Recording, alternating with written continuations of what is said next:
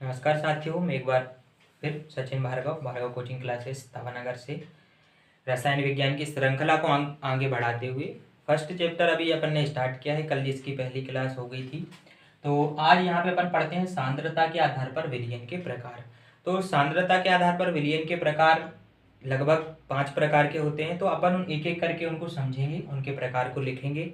ये IMP topic भी है, यहाँ से प्रश्न भी बनते हैं और यहाँ से बहुविकल्पी प्रश्न भी एमपी बोर्ड कक्षा 12 की रसायन विज्ञान के पेपर में पूछा जाता है। तो सांद्रता क्या होती है? तो सांद्रता मैं आपको बताता हूँ। सबसे पहले अपन समझते हैं सांद्रता क्या होती है, इसका मीनिंग क्या होता है। तो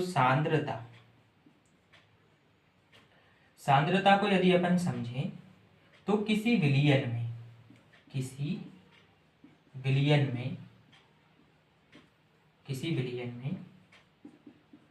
घुले हुए विलेय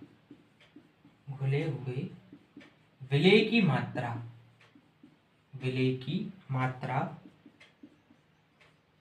को दर्शाती है सांद्रता कहलाती है। सरल शब्दों में सरल परिभाषा, किसी विलयन में घुले हुए विलेय की मात्रा को दर्शाती है। क्या कहलाती है? सांद्रता कहलाती है।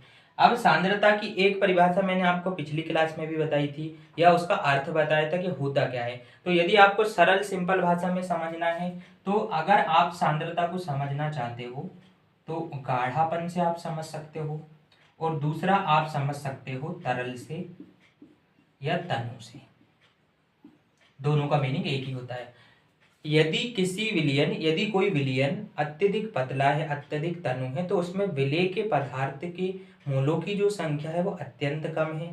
और यदि कोई विलयन में गाढ़ापन है, जैसे चाशनी बनाई जाती है ना, तो चाशनी बनाई जाती है तो चाशनी में बहने का गुण बहुत कम रहता है। क्यों रहता है? क्योंकि उसमें गाढ़ापन है। उसकी अपेक्षा यदि कोई विलायक है, यदि कोई द्रव है, पानी है अपने पास, जिसमें कुछ भी क्रिस्टल या किसी भी विलेय के अणु नहीं मिलाए गए, तो वो अत्यधिक तनु रहता है, तरल रहता है, तो उसमें बहने का गुण अत्यधिक रहता है। तो यदि आपको सांद्रता को समझना है तो परिभाषा लिखी हुई है, किसी विलयन में घुले हुए विलेय की मात्रा को क्या करती है? दर्शाती है। जैसे गाढ़ापन और दूसरा तरल या तनु अपन कह सकते हैं। अब यहाँ सांद्रता के आधार पर लगभग 5 प्रकार के विलयन पाए जाते हैं। तो सांद्रता के आधार पर लगभग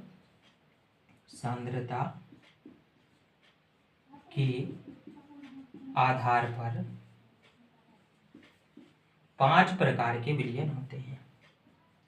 5 प्रकार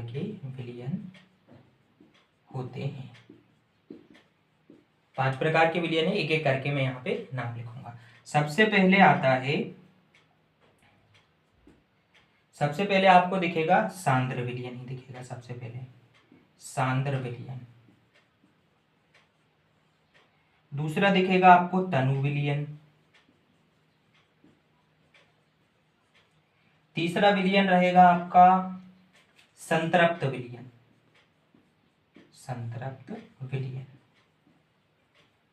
चौथा रहेगा असंतृप्त विलयन। और 5वां रहेगा अति संतृप्त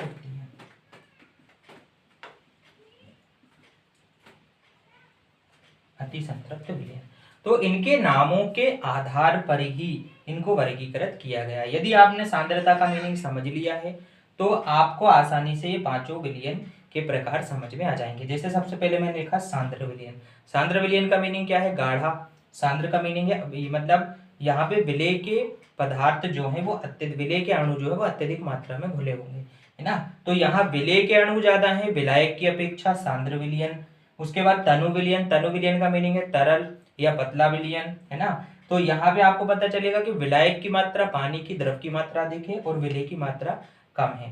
दूसरा संतृप्त विलयन, एक कोई निश्चित ताप है, उससे अधिक मात्रा में अपन निश्चित ताप पर विलेय की और अधिक मात्रा अपन उसमें नहीं घोल सकते। दूसरा यहाँ चौथे नंबर पे लिखा है असंतृप्त विलयन। तो कोई निश्चित ताप है, उस पे अपन और विलेय की मात्रा मिला सकते हैं, इसलिए उसका नाम है असंतृप्त, है ना। संतृप्त में नहीं मिला सकते। और अति संतृप्त जो विलयन है वो असंतृप्त विलयन की अपेक्षा थोड़ा उसमें विलेय के पदार्थों की मात्रा और मिलाई जा सकती है ना। तो इसलिए इसका नाम पड़ा है अति संतृप्त विलयन। तो इस प्रकार से सांद्रता के आधार पे लगभग 5 प्रकार के विलयन हैं।